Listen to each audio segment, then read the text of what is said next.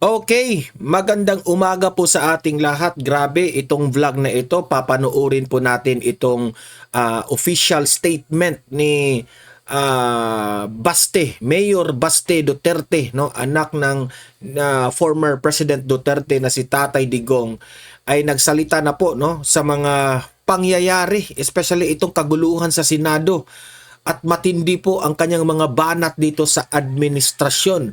Meron pong mga haka-haka na kung ma-impeach itong si Vice President Inday Sara Duterte, si Basti kaya ang papalit bilang tatakbo sa 2028? Yan ang malalaman natin dito sa vlog na ito. Okay? Pero bago ang lahat, bago natin papanoorin itong matinding at mainit na video nitong si Basti Duterte, ay paki-like muna at paki-share itong video natin ha, para kakalat ito sa taong bayan. And at the same time guys, sa mga hindi pa nakasubscribe, subscribe na kayo kasi libre lang yan, walang bayad yung ating subscription sa YouTube, okay?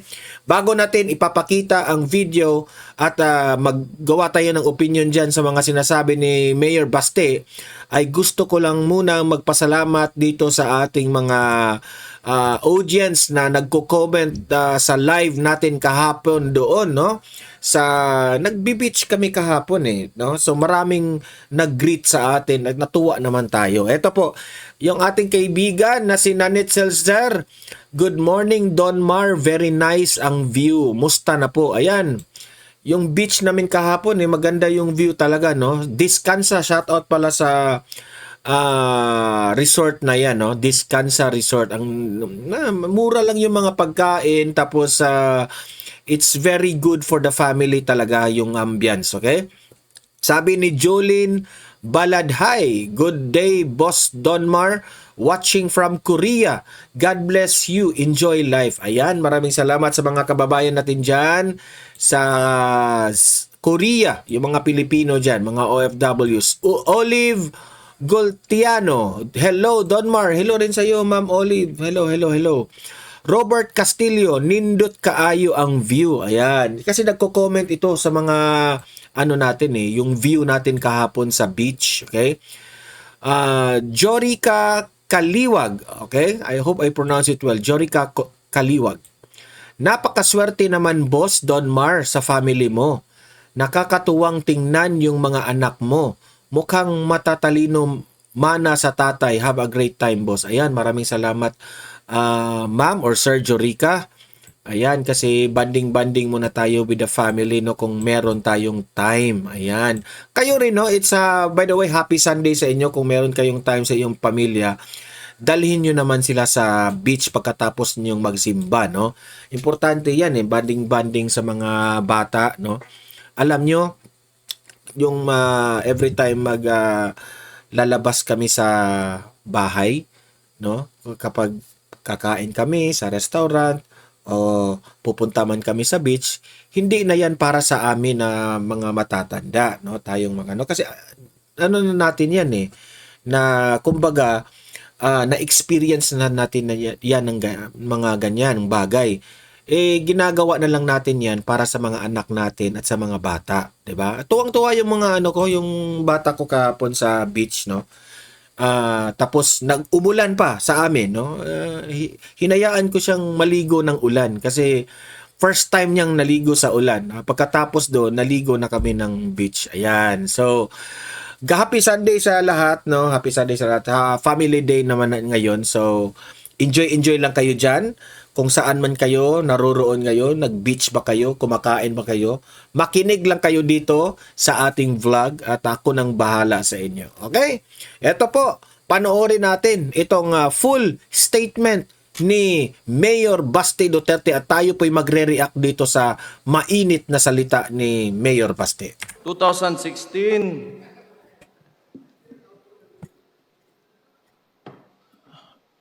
yung tatay ko, si former Rodrigo Roa Duterte, tumakbo, hindi yun utot ha, ng presidente. Alam nyo, manang-mana siya talaga kay Tatay Digong. Yung niya, no? Yung the way siya magsalita. Nagsimula siya, may survey, 15 to 20%.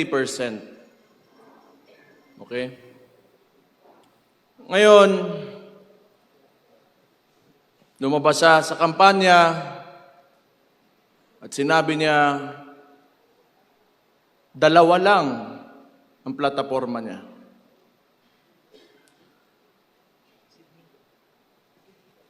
Drugs and criminality and corruption. Tatlo pala. Bobo ako sa mat eh.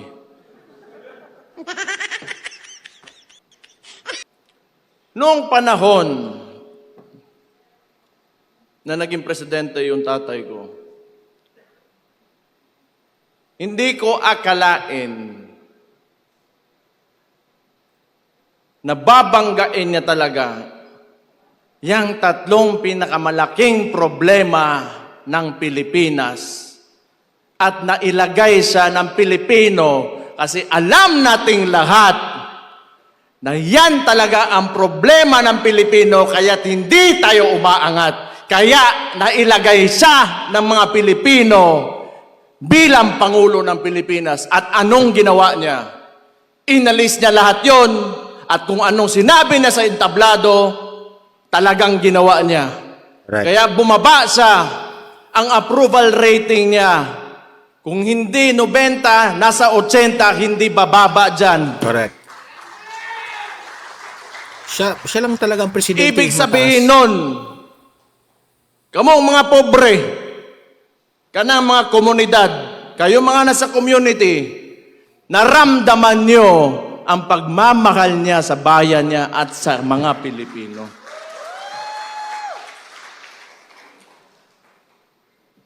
Ngayon, because my father, his core is a lawyer.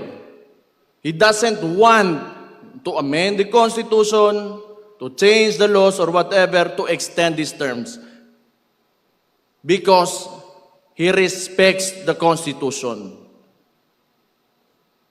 Ngayon, tatanungin ko kayo. Kung kayo pagpipiliin ng panahon na yon, kung kayo lang, hindi galing sa kanya, itutuloy nyo ba yung termino niya? Itong si Marcos. Ito na. Yan buang na ni. Buang, adik, ingon pa sa iyang igsuon, bangag, sirayong puwet, diverculitis, kung ano-ano pinapasok siguro dyan. Ano achievement nito?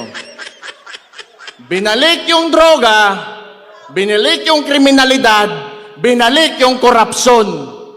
At ngayon yung yan, gusto pa magpatagal ng termino niya.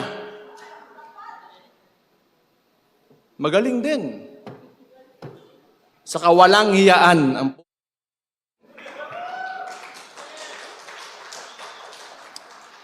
Ganito kasi yan. Ang gobyerno, panahon ni PRD, dinicentralize niya. Meaning, power and influence, hindi tawag, utang ina ng kabalo sa tawag ng English ang yawa. Hindi lahat nasa capital. So that, especially the budget, the allocations, lahat aangat. Etong si Marcos kasi, ito yung culture ng politika na galing pa noon sa mga Espanyol. May mga peninsulares, insulares, Indios. And yung mga kolonistang yan, the Spaniards, nung binigay tayo sa mga Amerikano, hanggat sa nagkaroon tayo ng so-called independence, hindi nila inalis ng sistema na yan. Kailangan malayo ang wealth gap sa mga oligarko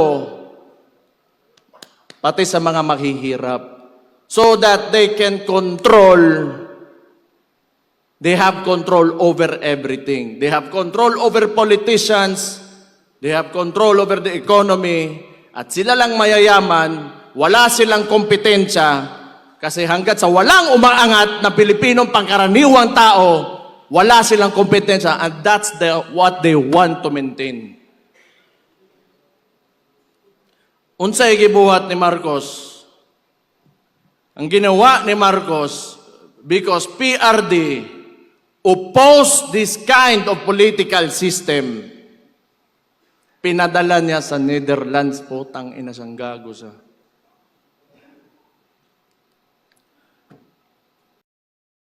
Kasi ano yan alam ni BBM na threat talaga si Tatay Digong kasi hindi na siya pinapaniwalaan Ang taong bayan, doon na kay Tatay Digong nakikinig. Mali and Niger had a joint statement that the ICC is an instrument of neo-colonial powers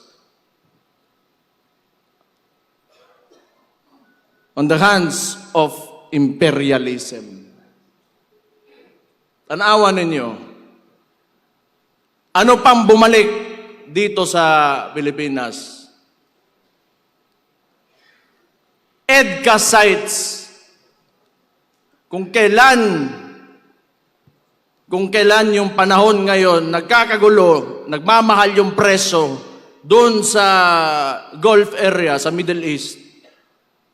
And they want to bring war here in the Philippines.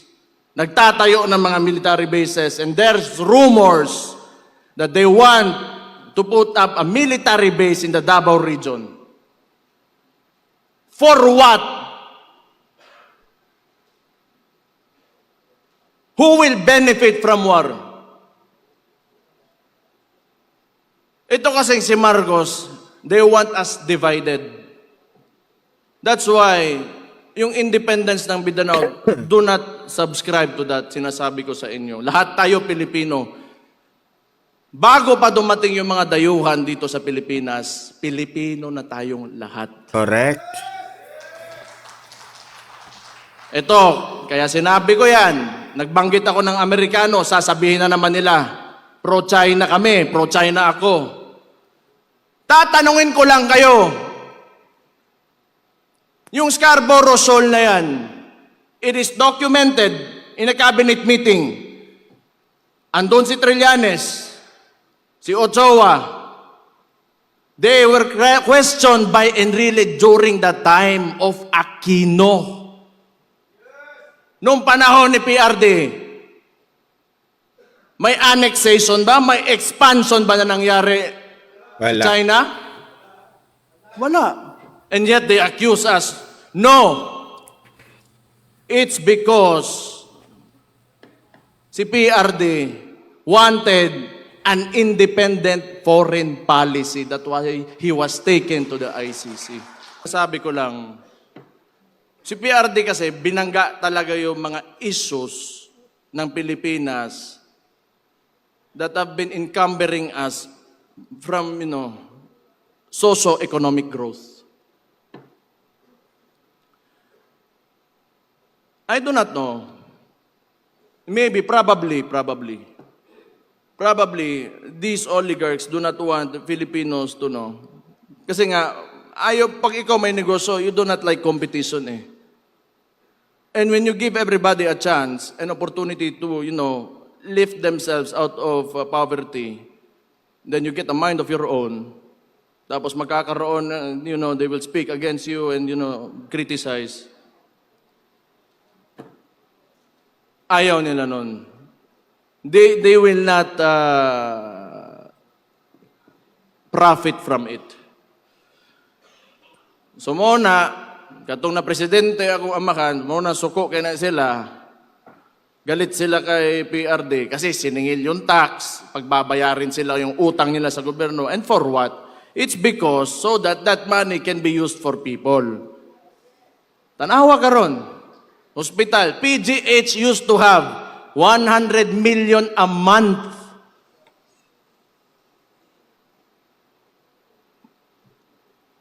Nasaan ngayon? 60 billion, nakita nyo kanina. Kinuha sa PhilHealth. Minimum wage earner. Kung magkasakit ka, bibili mo ng gamot. Ano pambili mo ng bigas ngayon? Ano pang gastos mo sa eskwelahan ng anak mo? Saan mapupunta ang pobre na Pilipino if the government will not deliver the basic services that they deserve? Do you think, pag ito tuloy-tuloy pa rin, may bansa pa tayo? Do you think na we will have, our children will live in a future where they can live comfortably?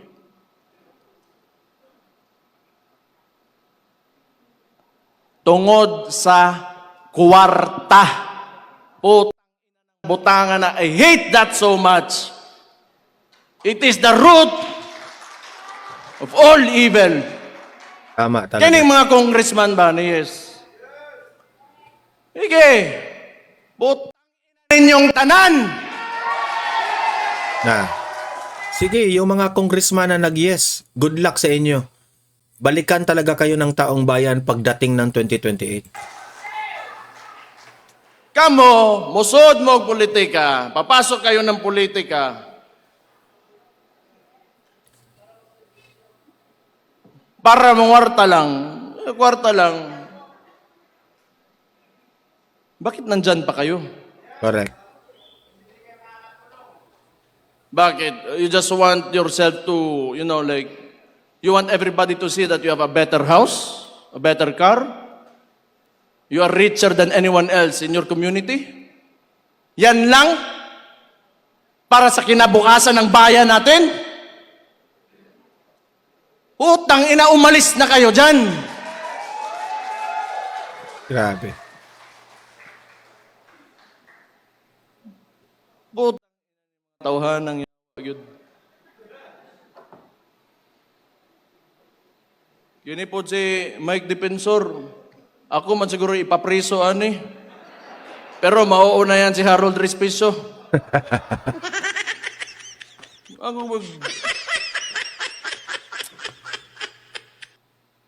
You know, I'm really sick and tired of politics. Noon pa naman yan, before I naging vice mayor ako. Isa pang binalik ng adik na pangulo na sabi ng kapatid niya, you know, tama si Mike. This is not even a silent martial law. It is martial law without declaring it formally. Correct. Ang dami nang nakukulong, may mga kaso, and for what? Because they opposed, you know, the actions of the administration. Why? Is that so wrong? Kung ikaw, Presidente, that would be good information for you to fix your country. Because it could be right. It could be good for the country. Bakit ayaw mo ng oposisyon? Bakit ayaw mo na pagsabihan ka kung ano yung nangyayari sa lugar mo? Kasi baka kasama ka talaga sa nakaw. At ano sinabi? Hindi naman tayo magtataka. Lumabas na nga si Martin Romualdez. That was actually an admission that there are anomalies in the preparation of the budget. Ang sinabi niya lang, hindi siya ang mastermind. And who is higher than Martin Romualdez? Sino susunod? Sino paperman ng budget? Correct. Ferdinand Bongbong Marcos Jr. Adik Bangag. Sabi ng kapatid niya.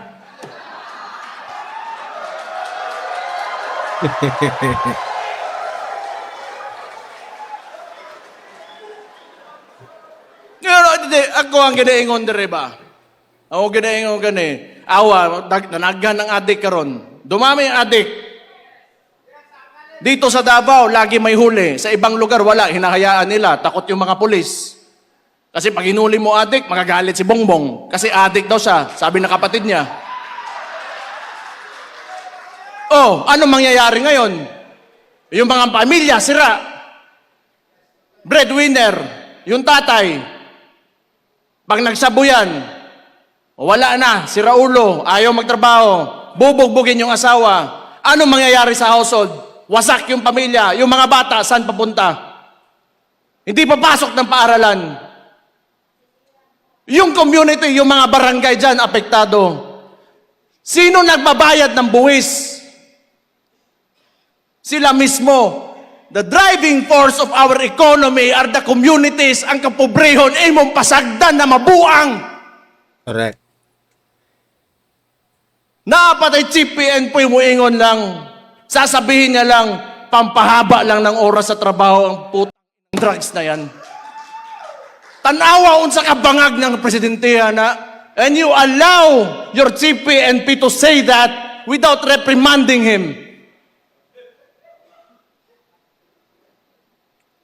Tanaw ninyo, tingin nyo ba may kinabukasan pa ang Pilipinas pag nagpatuloy ito? Tangtangan ni Marcos dito. Ayaw, ako'y mapriso. Kitang tanan siguro.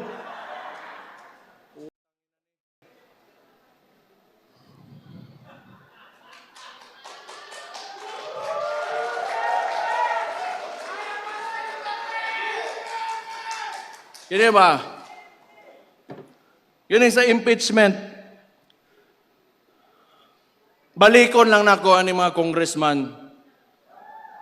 Ako, believe ako doon sa, how many do we have who said no? 25? Give a round of applause to those people.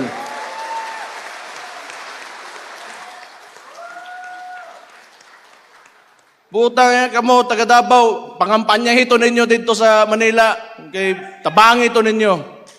Itong mga ni Nogyo daning kuhan. Kana na yung mga itlog ng mga congressman.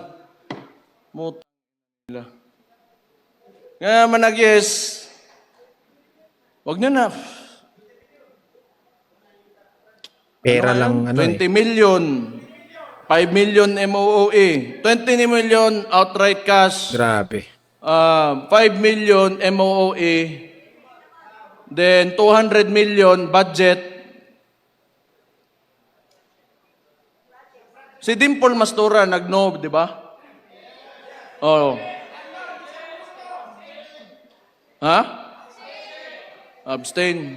Nasto nga. Okay na. Pwede no, pwede yes. 200 million budget. And, ito pang narinig ko, Constitutional Assembly to extend the term of the incumbent politicians. That means, including the congressman. So, kung nakinig lang kayo sa akin, before the midterm elections, I already said this in Cebu, I said this everywhere I went. Yung bangag na yan, ayaw bumaba. Kasi alam niya, pag bumaba siya, makukulong siya. Correct. Nasa liderato kasi yan lahat. Kayo, mga leader kayo sa lugar nyo. If you allow looting of, public funds, then that is because you allowed it. If you do not allow it and you have strict policy against corruption, hindi talaga mangyayari yan. Ang problema, sabi nga ni Martin Romualdez, hindi siya ang mastermind. And sino yung leader? Sino yung ulo ng Pilipinas ngayon? BBM. Si Marcos. Correct. I do not know if Martin was pertaining to kaning adik, nga bangag, nga way uwaw, bawgbaba, nga presidente nato. Nagturuan na sila. Ingon siyang igsuon, ha? Sabi ng kapatid niya,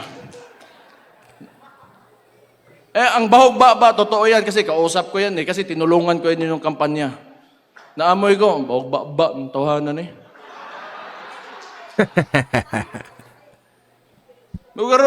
pero noon, sa totoo lang, naloko rin talaga ako. Akala ko, wala lang, parang walang buot lang talaga to. Parang bata lang ba? Ngayon, bata talaga at adik pa talaga, sabi ng kapatid niya.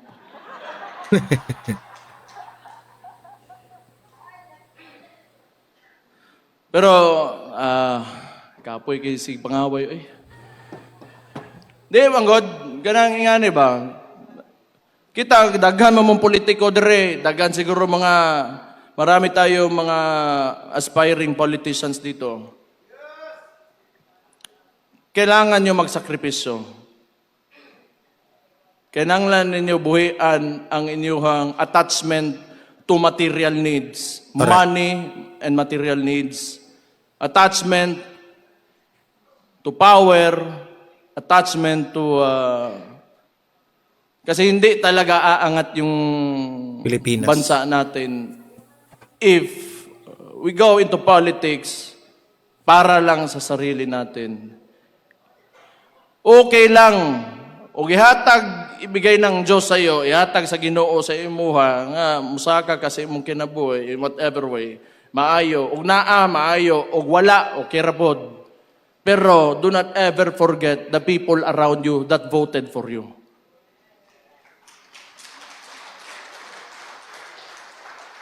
Kinahanglan, pag ikaw nas politika, di lang ang imong gipampili na mga tao, mga pinili mo lang na mga tao at ikaw yung aangat. Unahin mong angatin yung mga tao. Huli ka na talaga. Maunang politika. Manerbisyo ka eh. Mao gani ang tawag na public servant.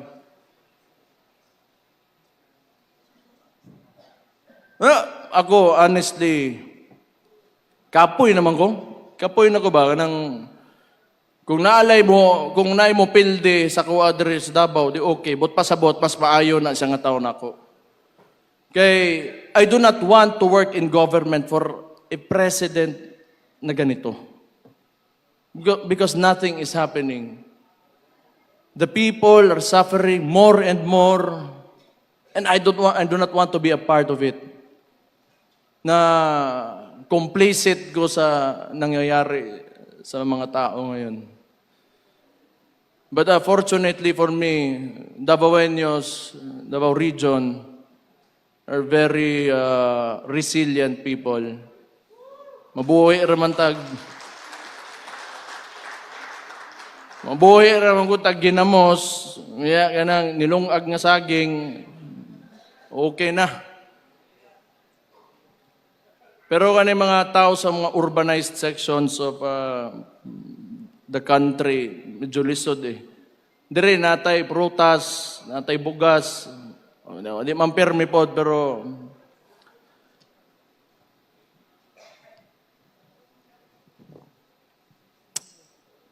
huna-hunaan ninyo.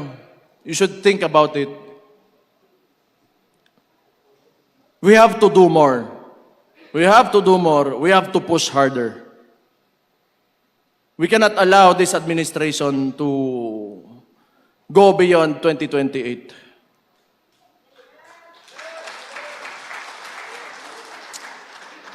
Ganito yung structure nila eh.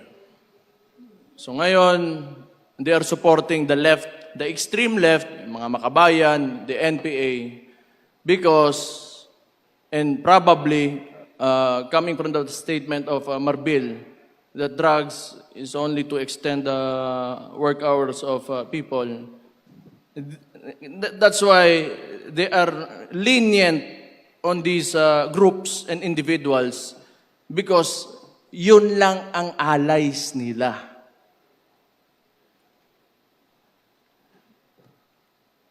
Lahat nga talaga na inayos ng previous administration by PRRD, binalik talaga ni Marcos. And look at what happened. Look at what is happening to us now. We have never been more divided than ever before until this fucking president came into office. So anong gagawin natin? Since the Vice President has already announced her candidacy for the 2028 elections, ngayon pa lang, magsisimula na tayo.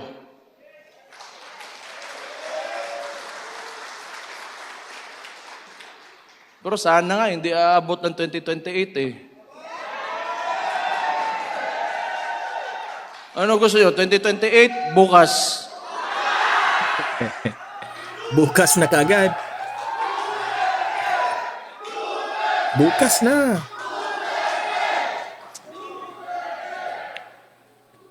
Kana, naaginas inyo hagyod. Taraw ninyo, na ako'y pangutana sa inyo, kita mga kabisayaan ba? Kung naan ang Malacanang dire, humana ni ugma, no?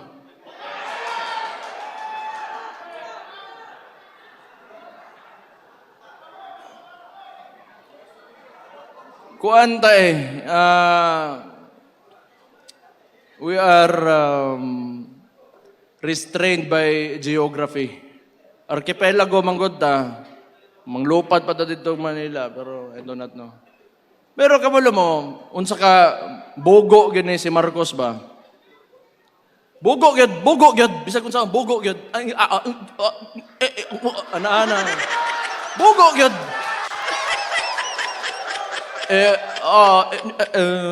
Wala tayong magagawa. Oh. Pag may nangyari, wala tayong magagawa. Kaya natigpan nyo. Limpyo tayo ng white powder dire. Unsa ba chinchanso? Ilong.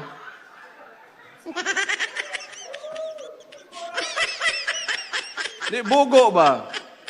Siya yung nagbukas ng flood control issue because, the narrative that they wanted to present to the public, kasi itong mainstream media, hawag niya po, tangin po din yung mainstream media mo, yawa mo.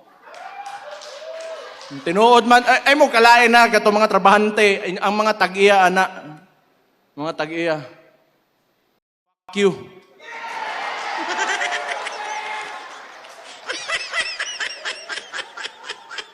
So they wanted to, form this narrative that Marcos, Bongbong Marcos, is the savior. So, PowerPoint pa, nga murag kinsang maestro ang gago. Oh, these are the contractors that, had ghost projects. Contractor? O ikaw? Nga na ka... Utang ina. Scammer. Scammer ng tawhana gyud. Scammer gyud.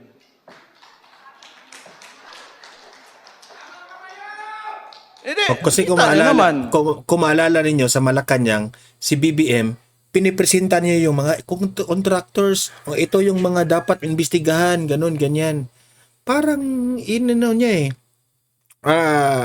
inipresenta niya sa tao na ito yung may mga kasalanan, parang ganun, 'di ba? Para malayo siya sa usaping korupsyon.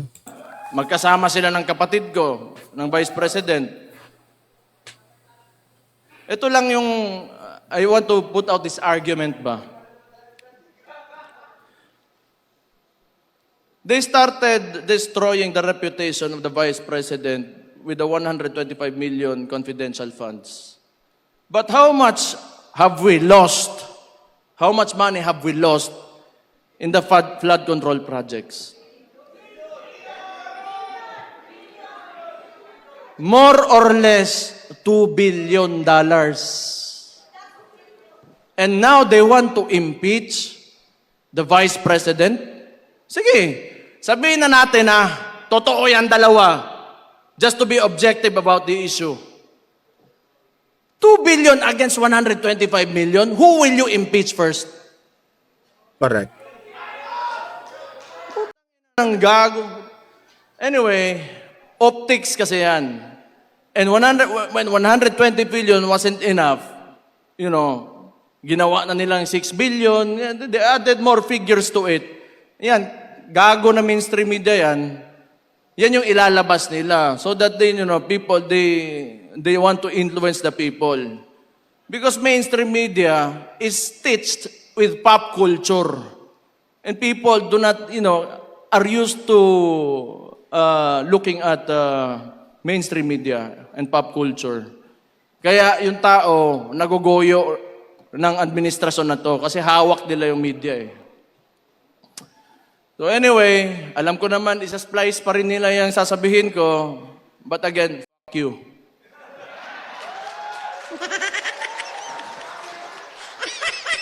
Galing, ang galing talaga ni Basti. Hindi, maluoy ta sa itong nasod. Natay mga anak ba? Natay mga anak. Ako'y mga anak. Namoy mga apo. Unya, kaugbaon ba? Future ba? Future.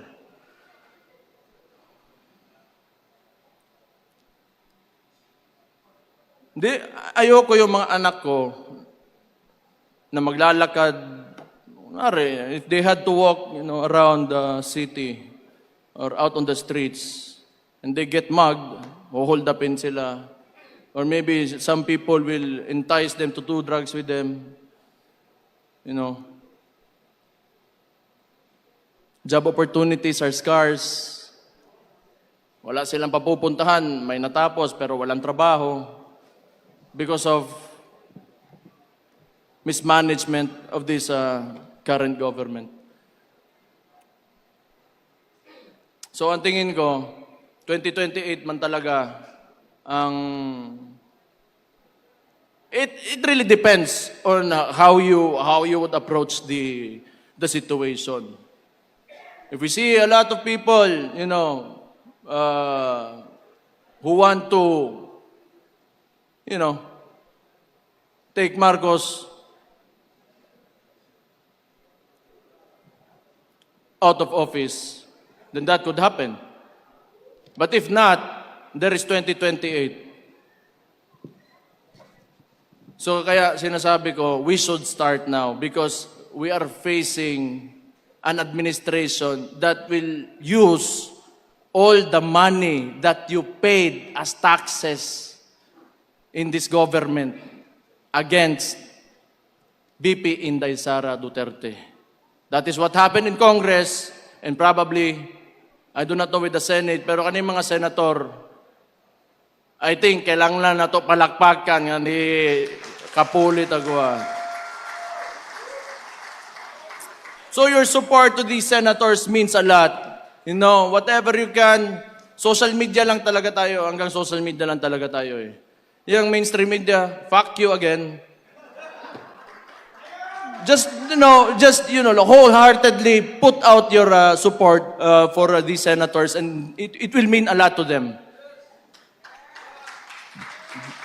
Discuss among your communities, discuss to, you want to not really convince but tell your story. Tell the truth. On why you believed in the governance of former President Rodrigo Roa Duterte and why it should continue in 2028 through VP Inday Sara Duterte.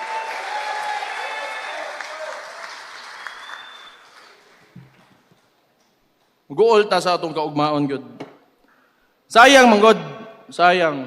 You know, everywhere I go, kahit tanongin nyo, taxi driver, mas nindot yun ang panahon ka ni Adto. Mas nindot yun. ang maestra, sakaan ng sweldo, police, military, sakaan ng sweldo. Okay, mana. Kinanglan mo good. Kailangan talaga sa government, you have to, increase salary. Para dili mangurakot. O mana kay I do not know. Wala I cannot I am not in the position to speculate on that, but that's what I think. Kung kapoy kayo nga sige antos og tiis ka ng tiis, living in a country where people in government and in politics only want money. Hustle na kayo na. So, note lang, we will see. 2028, taon na to, unsay mahitabo. Pero, inshallah,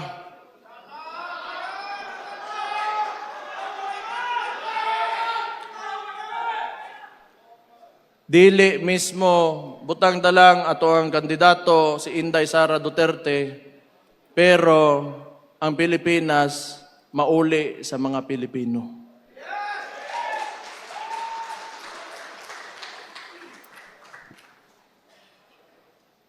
Tama na to, kapoy na kay story diri, palingtan ako. Ay, tama day. Namo ko yung story. Basta ikaw rin.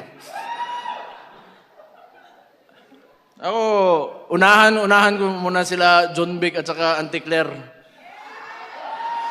Auntie Claire,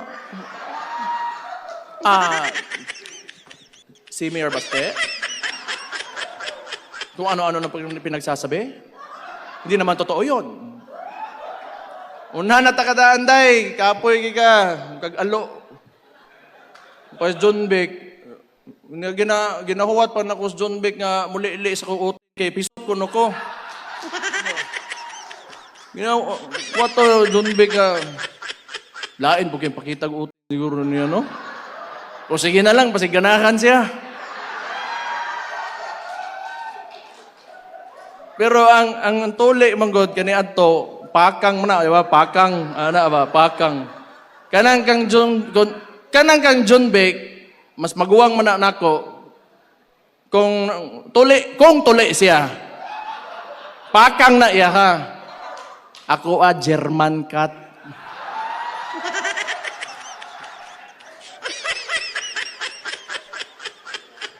Yawa, basta DILG secretary, moro na mo ingnon, unsa man ka eh. Yun lang sasabihin mo.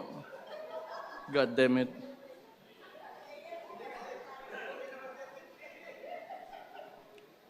Nawala na yung usapang drug test eh, so penis test na yung susunod. Kung supot o hindi.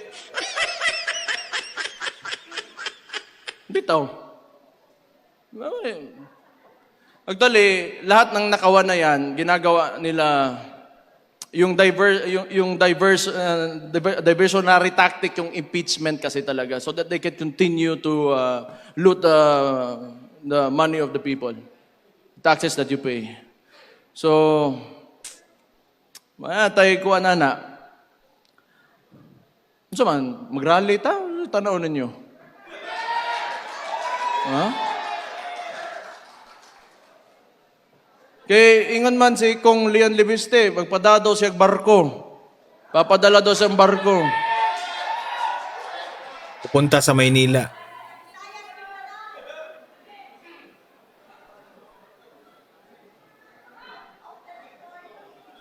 Pero I do not think kung 2 years, etong 2 years na to, mas lalala pa yan. Itong nangyayari na mga kadali, langgod sa mga eh. Yung ginagawa ng administration, weaponizing the bureaucracies and the departments of the administration, the government, mag-i-intensify pa yan. I told you. Tingnan nyo anong nangyari sa Senate. Tingnan nyo nangyari sa Senate. Nagputukan. Kaya gusto na naman nila kunin si Bato, ipadala doon sa ICC. Nalungkot ako.